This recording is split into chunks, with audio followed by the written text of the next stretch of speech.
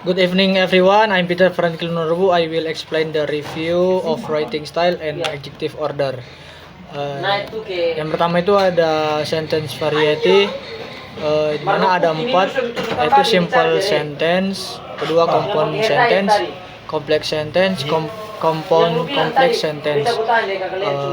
Sentence variety adalah variasi dalam struktur kalimat. Terdapat 4 jenis kalimat utama dalam bahasa Inggris.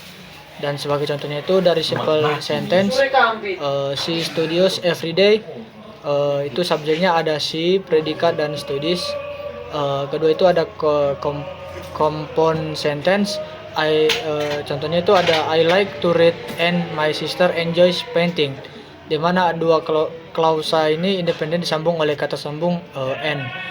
Ketiga ada complex sentence, although it was raining, we decided to go for a walk, di mana klausa dependennya although it was raining. Selanjutnya ada compound complex sentence, after I finish work I will go to the gym and I will meet my friend for dinner, di mana itu gabungan dari kalimat majemuk dan juga kompleks. Selanjutnya ada nomor 2 itu adjective order, di mana adjective order ini adalah urutan penggunaan kata sifat yang tepat saat menjelaskan sebuah benda. Kata sifat yang tidak bisa tulis sembarangan. Di sini ada urutan bakunya, yaitu seperti determiner, di mana ada the, my dan this. Kedua ada opinion, di mana ada beautiful dan ugly. Ketiga ada size, itu big, small atau besar kecil. 4 itu ada age, old. Age itu seperti umur, old, young atau umur atau muda, tua atau muda. Kelima ada shape, round atau square, itu seperti bentuk kotak, bulat atau bagaimana. Nomor 6 itu ada color itu warna, contoh red dan black. Nomor 7 yang ketujuh ada origin, di mana itu asal pembuatnya, contohnya seperti ada produk yang berasal dari Jepang, berasal dari Indonesia, berasal dari Amerika, itu dipakai menggunakan origin.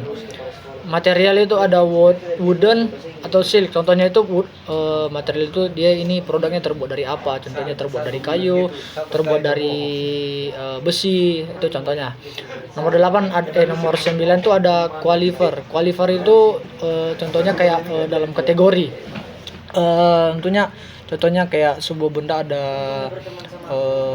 kategorinya ini dalam, contohnya ada traveling, ada cooking, contohnya untuk jalan-jalan, untuk masak-masak dan lain-lain. Yang ke-10 ada noun, contohnya itu adalah seperti a beautiful small old round red German wooden cooking pot. Itu udah tergabung semua dari ke-10 contoh tadi.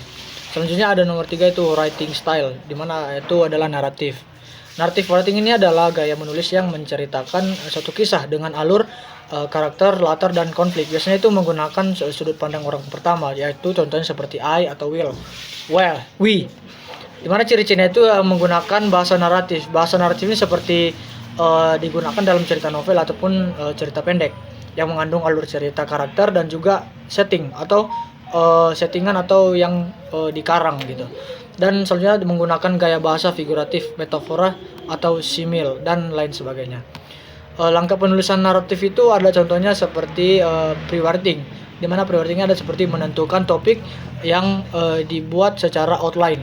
Dan yang kedua itu ada writing, atau menulis draft menggunakan sudut pandang orang pertama, menggunakan dialog, detail, sensorik, dan gaya naratif, di mana gaya dialog itu seperti adanya tanda kutip, yang berarti itu secara umum itu menceritakan atau orang yang sedang berbicara.